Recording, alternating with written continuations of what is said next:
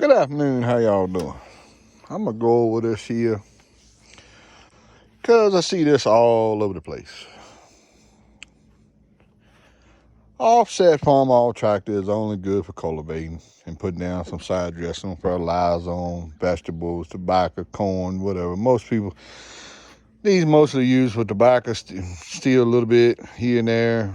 I know one or two left around here that still does. And a lot of your commercial vegetable people, they still use, not really the 140, they use like their Super A high clearance steel. I mean, doing 1-2 rows at a time. I've seen a bunch of them set up cultivate 2 rows at a time. A lot of people think that's all you can really be used for. I got both of them out. Hit a little distant spot. I'm gonna replant because crows ate it up. I got both of them out. I got my corn plant, stuck my corn planter on here. I was gonna kind of go over some of the things you can do with these. Now, I want to say, me personally, I do everything with either this tractor or that one. Everything. All right, let me go over what everything is.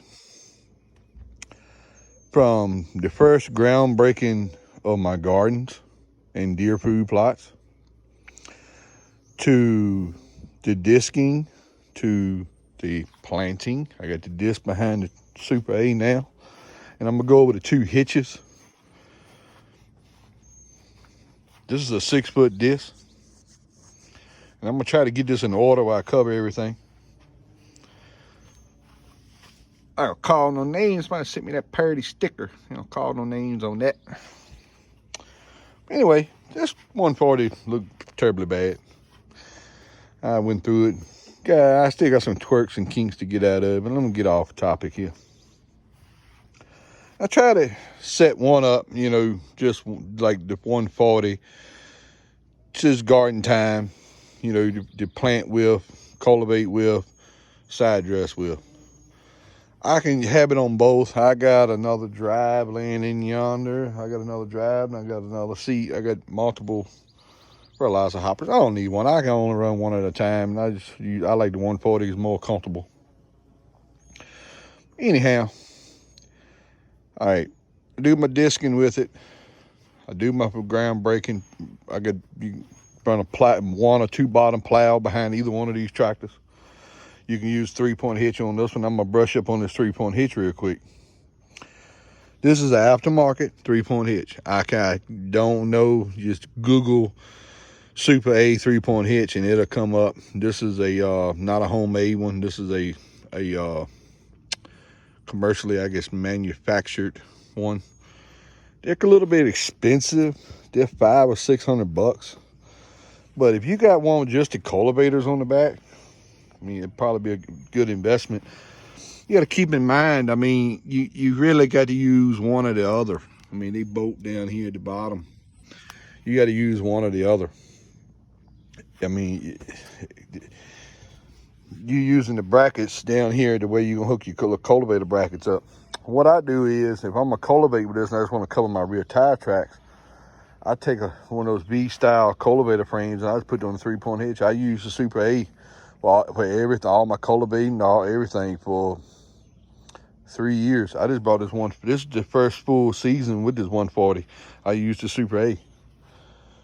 I did the paint job and all on that one, stickers. I did not fix a whole lot of the oil leaks. I wasn't in the financial situation to fix that at the time. But now Super A is not being used nowhere near as much as it is.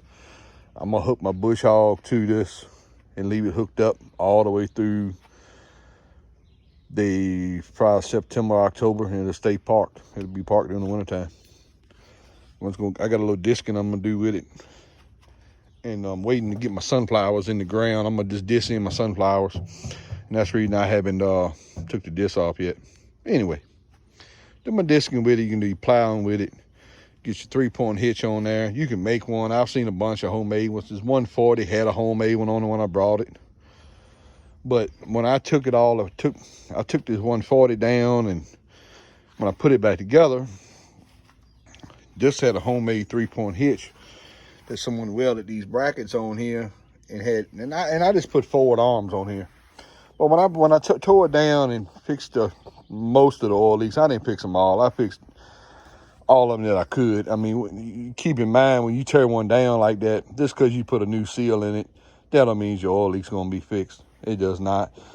It does not mean you fixing the oil leaks. You got wear on your shafts, wear in your bearings, and everything else. I mean, you replace the seal. Besides getting into a huge rabbit hole of money, that's a quick go. But anyway, I went back with a 1-point hitch on the 140. Just what the tractor supposed to have from the factory. Went with the 1-point hitch arms. And it is a vast array of implements, new and used. You can still get new, like bush hogs, and I've seen bush hogs and disc, and there's a bunch of new implements still available new for the 1-point hitch. If the 1-point hitch is lovely, I love it. I love the 1-point hitch. I like to have me a Super C, or a 300 or 350 with a 2-point with some implements. But this is a hobby for me, old farm boy. But the 1-point hitch is lovely. It just, if you ain't got it already on the tractor, it can be really expensive. Go back over it. It's just, these are good utility tractors. What I mean by a utility tractor, can you plow with it? Can you disc with it? Can you bush hog with it? That's stuff you would do with a utility tractor. Box blading, road blading. Yes, I have multiple videos on here. I have a box blade for the 3-point hitch I put behind this. I have a straight blade that I put together to go under the tractor. I don't have a lot of 1-point hitch implement stuff. Only thing I brought is a bog disc, and that's the point off the bog disc. I'm borrowing it to put this planter so I don't mess the toolbar. As I said, but if I ever come across a second planter, I'm gonna need to put it on a toolbar, and I don't want to mess the toolbar mounting up. So I got the flat plate to go on the top, so I don't want to mess that option up. If I ever want to come across another one of these, this is a 185. It's a no-till, works great. I need to do a little more tinkering with the plate, but that's an experimental deal on that plate. But anyhow, I said I break, you can plow everything. I got a little small chisel plow I use. Then I disc everything. Then I plant with the 140. I planted with the Super A last year and year before last with a 3-point hitch cold. Matter of fact, it is buried over in this. I got it stored over in there. I got 2 of those cold planters. One's on the 3-point hitch. And I use that behind the Super A.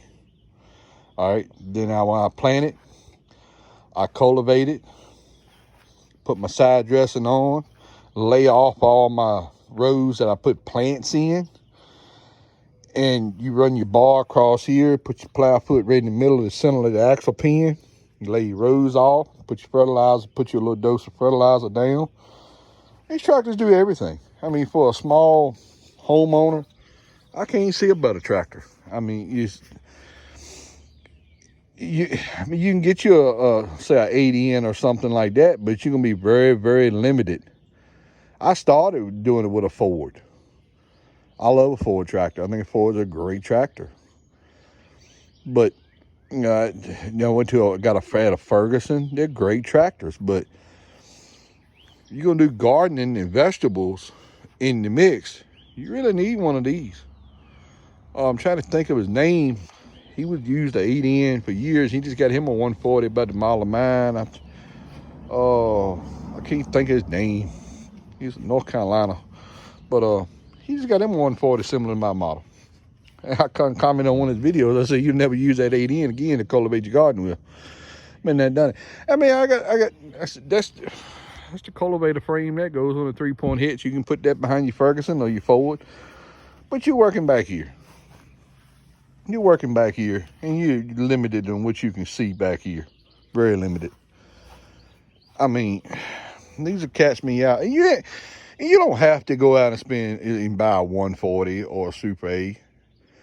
You can get your Cub, just a dedicated, cultivating tractor. That's the main thing, is to cultivate and be able to get close to your plants.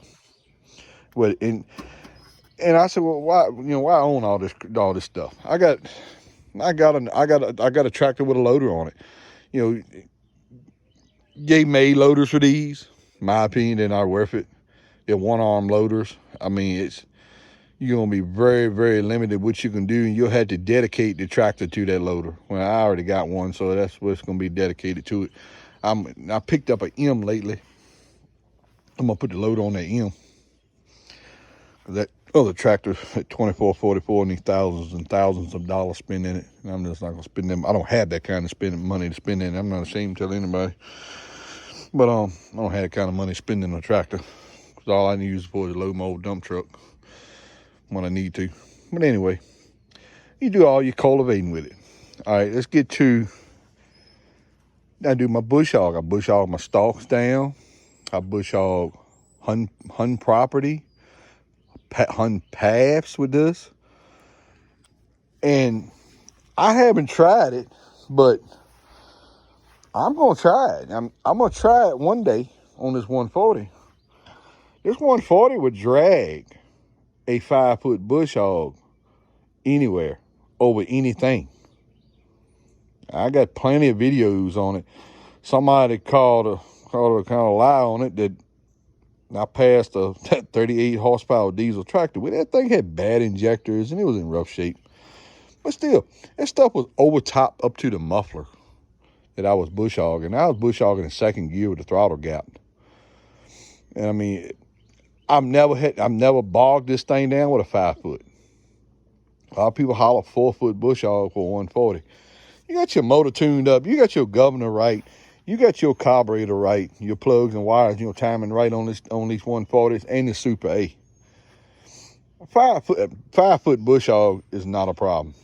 Now, I acquired a free 4-foot bush hog because my cousin over here had a 2-in or 9-in Ford, and he restored me and him restored it. And I told him, I said, this ain't gonna be what you think it is. Yeah, this thing ain't what 10, 11 horsepower.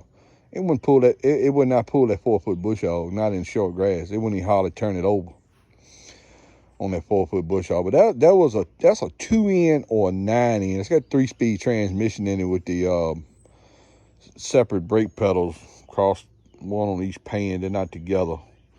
It's not an 8-in. It's a 2 or a 9-in.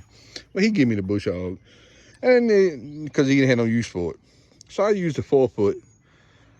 I used the 4-foot behind the Super A just because I got it. But I've used 5-foot. I've done a lot of work with a 5-foot bush hog behind that Super A. I mean, no problem. But now I just acquired a free 4-foot. I just use behind the Super A because none of my family members here, nothing else to run that 4-foot bush hog. So I put that behind that when we go to do our hunting the property, mowing in the fall, and whoever wants to get on it can get on it. I use the 5-foot behind the 140. I'm gonna put a 1-point fast hitch prong on my 5-foot. I'm thinking about trying a 6-foot. I really am. I'm thinking about trying a 6-foot bush hog of some sort. I really think that this 140 will pull a 6-foot bush hog. I really do. I'm gonna try one if I can get my hands on one. I don't think we have a 6-foot around here nowhere. I know I guess a 7 here, but I know it's not gonna pull a 7. I'm gonna try the 7 out behind the M one day. Anyhow, rambling off topic. When you're bush hogging any of your PTO work, make sure you got your overrun adapter on there. With this thing a ratchet. Hear that ratchet? Yeah, it ain't gonna do it. It's engaging. Make sure you got an overrun adapter on. I leave mine on there year round. I don't never take it off. I engage it at a click. Hear that clicking? That's what it does when you clutch it in. This thing will sit there and click, click, click, click, click, click, click, click, click. And what that does, it keeps your PTO implement when it's still spinning, keeps you from shoving the rear tires of the tractor into something when you're trying to stop. But anyway, is it a good utility tractor? Yes. The only thing I see that you're limited on is a loader. And they have them for it. They're very, very, very rare and expensive. And you're going to be a wheel bar load. I mean, and it's not going to pick up very high. If you need a loader, I mean, you need to just get you a loader tractor dedicated to a loader. But as far as everything else, bush hogs, discs, small chisel plows, cultivating, planting, plowing, these tractors do it all. They really do. I don't see no need of having. I'm gonna set the M up for some bush hogging in the loader, and I might try to get me a chisel plow, and maybe a wide perfector with the baskets on the back, because the perfectors with the baskets on the back, they do a smooth seed bed. I think that's the cat's meow. My personal opinion on the perfector. It's got shanks on it. It's got shanks on it with a little set of drag fingers on the back, and then behind that is a set of rolling baskets. I leave just a pretty smooth seed bed you don't want to see. Them baskets knock all the clods up. But I'm thinking the bigger ones. It sounds crazy, but the bigger ones are cheaper than the small ones, because the small ones are in more of a demand for people like me. So, the bigger ones are cheaper here than the small ones. So I think maybe I would get me a perfector maybe to fit behind that M, because that M has a 3-point hitch also. But anyhow, is the offset 140 and Super a good utility tractor? Absolutely. I got a box blade. Like I said, I ran the box blade on both of these tractors when I had the 3-point hitch on this last year. I run the box blade on it. I got a straight road blade that goes on my toolbars there. It does great work. I can angle it off the pins here and twist it any way I want to. I mean, they got dedicated blades that go under here, but I can knock them on these shanks real quick and be done with it. Now, say you got a 3-point hitch on one, and yet you can handle anything that this size tractor will handle, like an 80N or something. I think the 80N Ford and the Super A is about the same horsepower, close to it, or TO20 Ferguson. But yeah, I think they're great utility tractors. You really only need one kind of, but I wanted a 140 this model. I love this bar style grill. Love the bar style grill. I park it out here. I park it out here behind the shed right here with the back at the end, so I can see the front end of it. I can just look out the window at it. But I say you do all your fertilizing, your side dressing. You got a belly planter if you want to go that route. I think they're more trouble than what they were. This works perfect for me. Even on the 3-point hitch, a little single row planter works good. I said 1-point hitch is the way to go if you can afford it. If you can afford a 1-point hitch, that's the way to go. I said I stumbled upon this one cheap. I say cheap, $450, $475. I think I ended up like $650-ish in that hitch all together, and that's with a bar and all. That's with everything, the whole works. The whole complete hitch, like $650, and I nickel and dime that to death.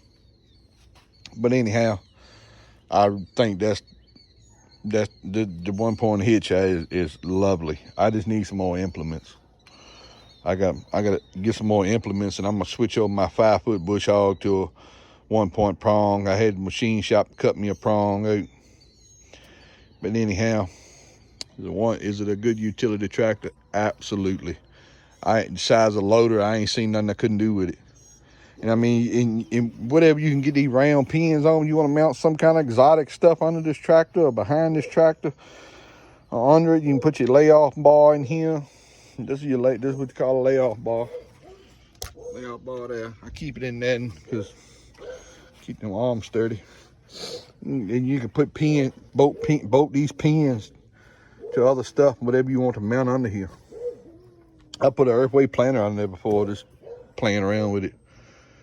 But I got my straight road blade. I took off a 3-point hitch and mounted that under here. You got all kinds of options with these. I just don't see no need to having all the tractors here, but these two here, my go-to. And that M, once I get that M straightened out, get my 3-point hitch and all, I'm gonna do my heavy duty stuff with that and my loader work with that. I ain't gonna need nothing else. But anyhow, thanks for watching. Is it a good utility tractor? Absolutely. 6-foot disc behind that Super 8 there now. Picks it up no problem, no helper spring, no nothing. I mean, good touch control on it. But that touch control is strong. When they're right, they're strong. I mean, when you got a good pump and got a good touch control, them things are strong, really strong. You see, it's no kind of spring help on this at all. None whatsoever. And that's something else. If you're gonna put a helper spring, I think that dial pin down there is gonna be in the way. Just sticking that helper spring on there mounts here, and you don't have the piece up here on the rock shaft neither. But that's I think I already did a separate video on that with a quick hitch work. Yes and no. Anyhow, thanks for watching. This is a good utility tractor. Absolutely they are. Do everything with them. Why they call them a farmall. Yassa, farmall. Why farm half and you can farm all? Install it from Farmall 51. Thanks for watching.